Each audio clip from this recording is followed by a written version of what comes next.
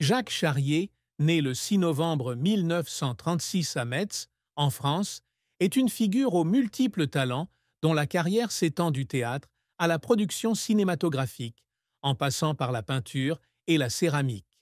Né d'une famille de 7 frères et sœurs d'un père militaire de carrière, il a surmonté les difficultés de son enfance pour devenir un acteur populaire dans les années 50 et 60, avec des rôles dans Babette Goes to War, 1959, et Anatomy of a Marriage, 1964. Cependant, sa vie est souvent associée à son mariage court, mais orageux, avec l'icône de beauté Brigitte Bardot, de 1959 à 1963, qui lui a donné son fils unique, Nicolas-Jacques Charrier. Après Bardot, il se maria 3 fois de plus avec France Louis Dreyfus, Linda et Makiko Kumano, et eut 3 filles, Sophie, Marie et Rosalie. Malgré son succès artistique, la vie de Charrier fut également remplie de profonde tristesse, de la rupture de son mariage avec Bardot, des disputes publiques avec son fils, au moment de solitude de sa carrière. Avec ses 2 petites filles, Anna et Théa Charrier, il a trouvé du réconfort auprès de la génération suivante, mais les cicatrices émotionnelles sont restées une partie indissociable du parcours de sa vie. L'histoire de Jacques Charrier est un portrait complexe de talent, de souffrance et de persévérance, raconté à travers des succès brillants, des échecs amers et des secrets tranquilles. La plus grande tristesse de la vie de Jacques Charrier fut peut-être l'échec de son mariage avec Brigitte Bardot et les conséquences durables de sa relation tendue avec son fils Nicolas-Jacques Charrier, qui grandit avec peu ou pas de présence de sa mère et entretenait une relation compliquée avec son père. Le mariage avec Bardot, qui a débuté le 18 juin 1959 à Louveciennes, en France, a été un événement très médiatisé, avec des centaines de journalistes entourant le couple, alors que Bardot portait la célèbre robe à carreaux roses de Jacques Esterel. Ils se sont rencontrés sur le tournage de Babette, S'en va en guerre, où Charrier, jeune actrice prometteuse, s'est laissée emporter par le glamour de Bardot, le sexe symbole du cinéma français. Cependant, le mariage tourne rapidement au cauchemar, Bardot admettant dans son autobiographie Initiale Bébé, 1996, qu'elle ne veut pas être mère et considère la grossesse de Nicolas comme une tumeur. Ces mots, ajoutés à son refus d'élever Nicolas, ont laissé à Charrier l'énorme responsabilité d'élever son fils seul, tout en faisant face à la pression des médias et à la rupture d'un amour autrefois espéré. Cet événement n'a pas seulement été une douleur personnelle, mais aussi un choc mental, car Charrier, un homme qui aspirait à fonder une famille, a dû voir son rêve brisé. Dans une rare interview accordée à Paris Match en 1965, il décrit son divorce avec Bardot comme une blessure qui ne s'est jamais refermée, et élever Nicolas seul comme sa plus grande responsabilité, mais aussi sa plus profonde tristesse.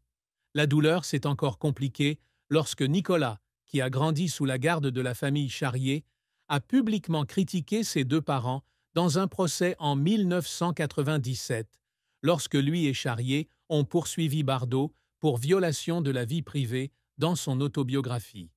Nicolas a qualifié les paroles de sa mère d'insultes à mon existence, et bien que Charrier ait gagné le procès, recevant 150 000 francs de dommages et intérêts, il a estimé qu'aucune victoire ne pourrait apaiser la douleur d'une famille brisée.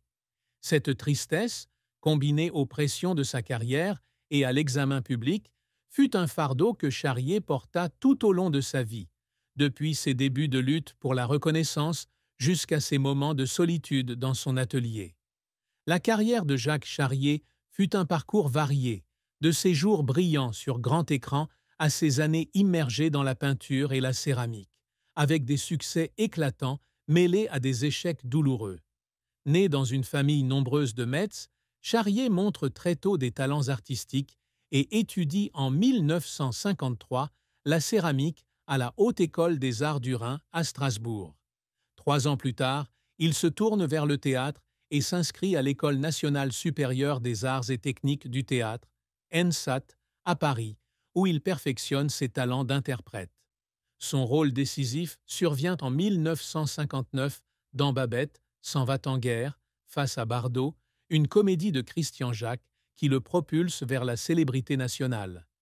Avec son apparence attrayante et son style de jeu naturel, Charrier devient rapidement l'une des jeunes actrices les plus recherchées du cinéma français. Il continue d'affirmer son talent à travers des films tels que Le troisième amant de Claude Chabrol, 1962, et Anatomie d'un mariage d'André Cayatte, 1964, où il démontre sa capacité à s'immerger profondément dans des personnages complexes.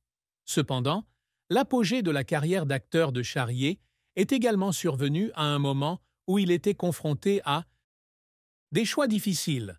En 1960, il refuse le rôle principal dans Purple Noon, une adaptation cinématographique du roman The Talented Mr. Ripley de Patricia Highsmith, une décision qu'il admettra plus tard être la plus grosse erreur de sa carrière.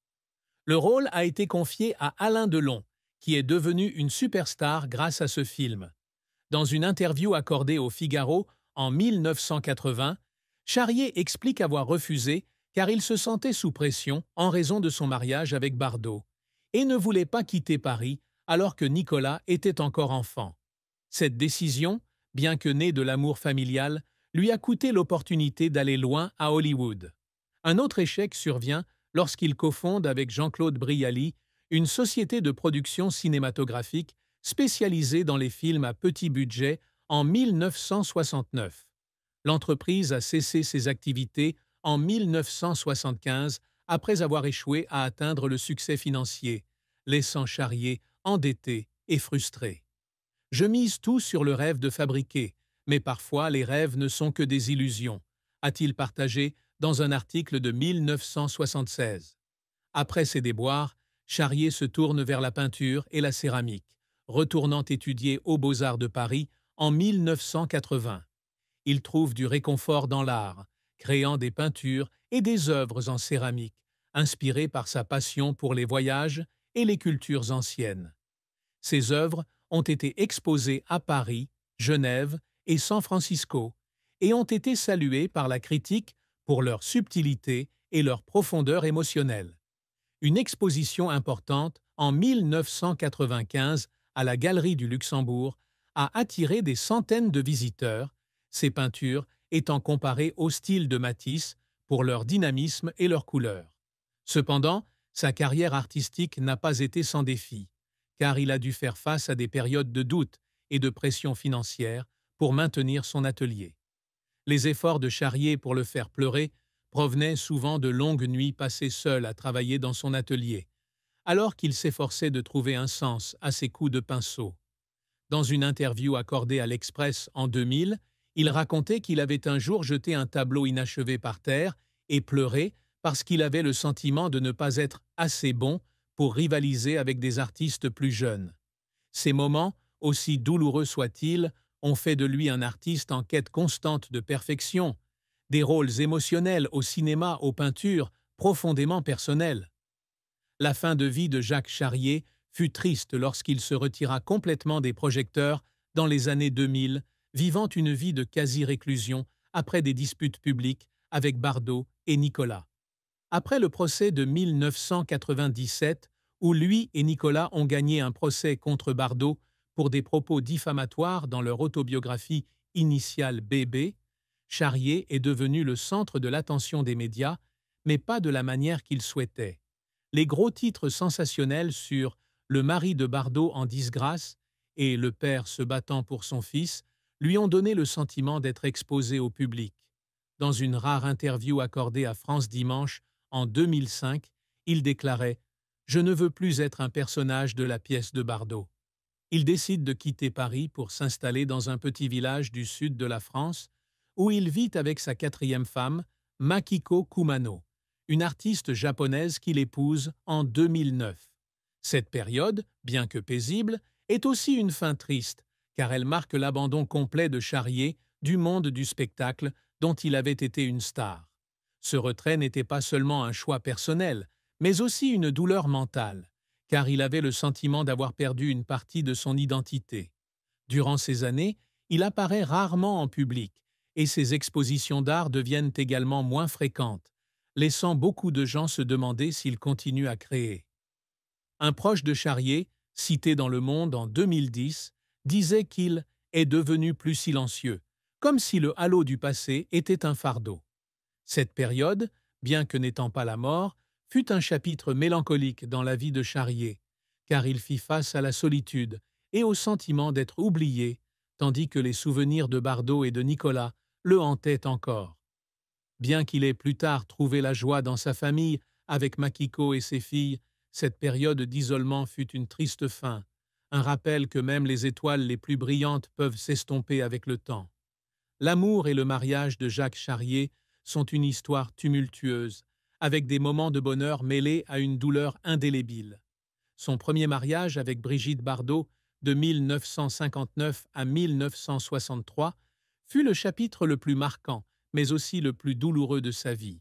Ils se rencontrent sur le tournage de Babette, S'en va en guerre, et Charrier tombe rapidement sous le charme de Bardot. Alors, au faîte de sa gloire après, et Dieu créa la femme, 1956.